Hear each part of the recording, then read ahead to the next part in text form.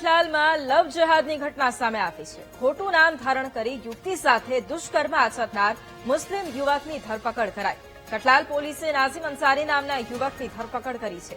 આરોપીએ ખોટી ઓળખ આપી અને પરિણીત મહિલાને પ્રેમજાળમાં ફસાવી હતી।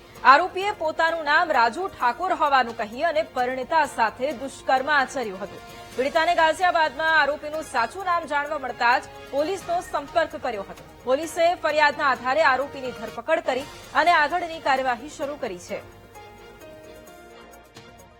કઠલાલ પોલીસ સ્ટેશનમાં ગોધરા હાઈવે ઉપર પંચર બનાવવાની દુકાનવાળો એક ઇસમ જે પોતાની ઓળખાણ રાજુ ઠાકોર તરીકે આપેલી, પરંતુ એ ખરેખર બિહારનો વૈશાલી જિલ્લાનો વતની હતો અને તેનું મૂળ નામ ખરેખર સાચું નામ નાજી અંસારી હતું અને મુસ્લિમ હતો।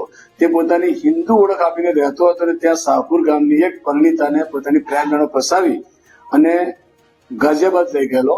એ બાબતે કઠલાલ પોલીસ સ્ટેશનમાં ગુમ જણાજો રજીસ્ટર થયેલ અને એ પરિણીત સ્ત્રીને ત્યાંથી ગાઝિયાબાદથી પોલીસ લઈ આવેલ છે અને નાજીબ અંસારી જે હિન્દુ નામ ધારણ કરીને પ્રેમ જણાવ સ્ત્રીને ફસાવેલ હોય તેના વિરુદ્ધમાં BNS 69 કલમ મુજબ ગુનો રજીસ્ટર કરેલ છે।